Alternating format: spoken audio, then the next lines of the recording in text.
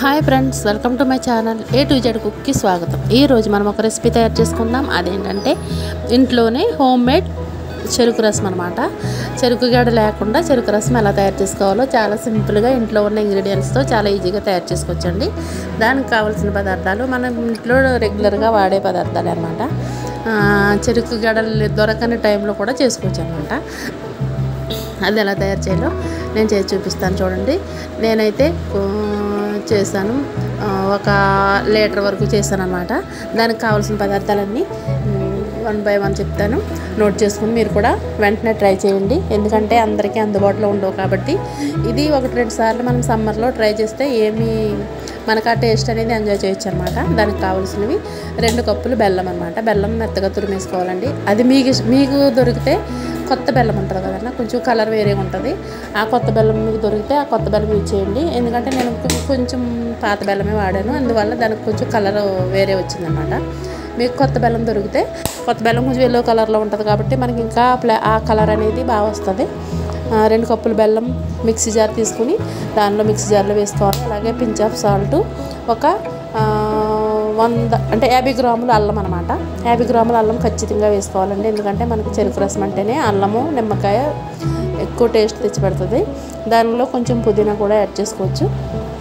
పుదీనా వేసిన తర్వాత 2 నిమ్మకాయలు జ్యూస్ తీసుకుని దానిలో వేసుకోవాలి. అలాగే ఒక 2 కప్పులు ఐస్ క్యూబ్స్ అండి. మనము ఐస్ వాటర్ అయినా యాడ్ చేసుకోవచ్చు, లేదంటే ఐస్ క్యూబ్స్ అయినా యాడ్ చేసుకోవచ్చు.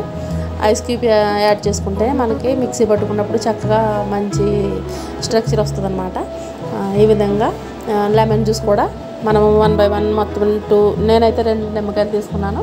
అలాగే మీరు కూడా 2 పెద్ద సైజు నిమ్మకాయలు తీసుకున్నాను. చిన్నవి అయితే 3 తీసుకొని, పెద్ద అయితే 2, మనకు టేస్ట్ని బట్టి. మీకు ఇంకా లెమన్ ఫ్లేవర్ కావాలంటే ఇంకా లెమన్ వాటర్ వేసుకోవచ్చు అనమాట. ఇదంతా కలిసి నేను ఇంకొక కప్పు కోకోనట్ వాటర్ తీసుకున్నాను. కోకోనట్ వాటర్ కూడా యాడ్ చేసుకుంటే మనకి ఇంకా టేస్ట్ అనేది బాగుంటుంది అన్నమాట. ఇదంతా కలిపి ఒక 6-7 మినిట్స్ మిక్సీ పట్టాలి, బాగా మిక్సీ పట్టాలన్నమాట.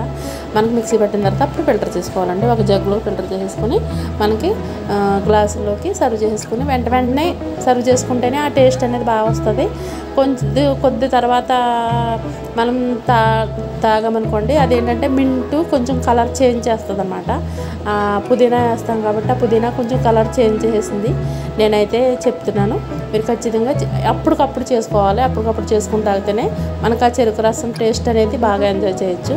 తప్పనిసరిగా మీరు ట్రై చేయండి. ఎందుకంటే నేను చేశాను, మా పిల్లలు మేమందరం బాగా ఎంజాయ్ చేసి తాగాము. అందరికీ నచ్చిందండి. అలాగే ఏదో చేసాంలే ఏదో తాగంలే అని కాకుండా మనం చక్కగా ఏది చేసినా మనస్ఫూర్తిగా ఎంజాయ్ చేయాలన్నమాట. నేను వీడియోలో చేయడం ఆప్ చేశాను. ఎందుకంటే కొత్తగా ఏదైనా రెసిపీలు మనం తయారు చేయాలని అందరికీ వచ్చినాయి కాకుండా చూసిన తర్వాత ఇంతేనా ఇంకా ఏదో అనుకున్నాను అని మనం అనుకోకుండా కొంచెం కొత్తగా చేయాలని ఆలోచిస్తున్నాను. అలాగే మీరు సబ్స్క్రైబ్ చేయండి, లైక్ చేయండి, మీ సపోర్ట్ నాకు ఇవ్వండి. Okay friends, thank you.